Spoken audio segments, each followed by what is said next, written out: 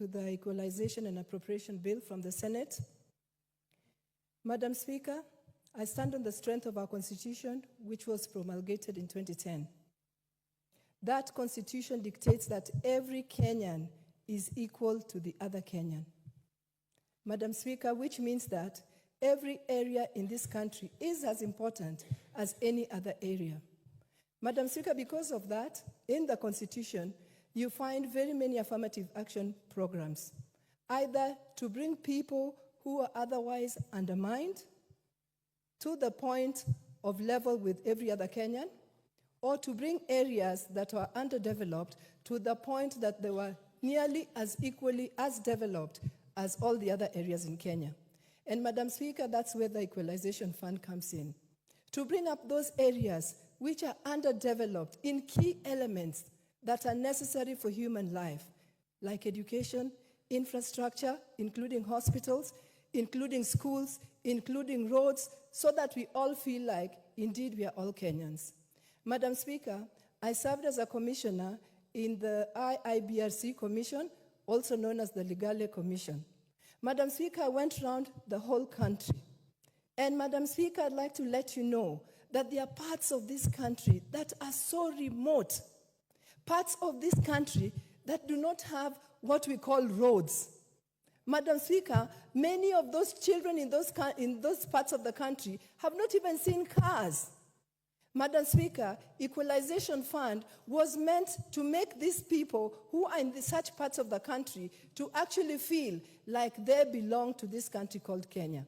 And Madam Speaker, for this reason, I support this bill, because this bill will bring those areas that are undermined or underdeveloped to the fore, so that they are also developed nearly as possible as the other parts of this country.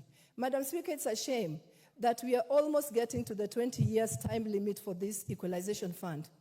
What will then happen when 20 years lapse and we've not benefited from this equalization bill, affirmative amendment, affirmative action opportunity?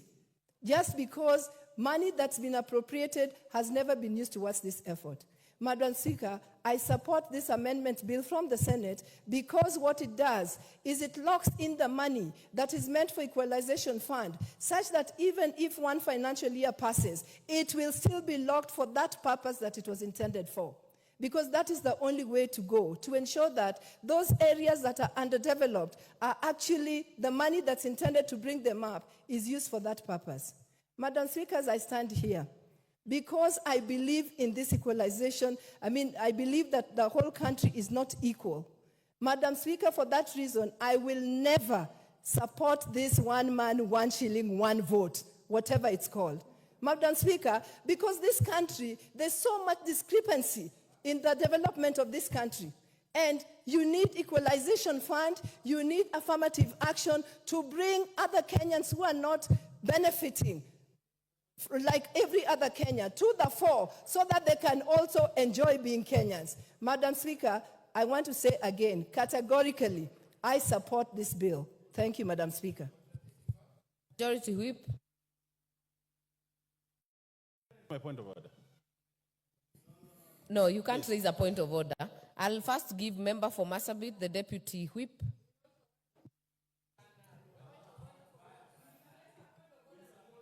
How do you contradict your party leader?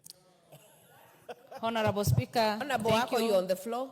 Thank you Continue. for allowing me.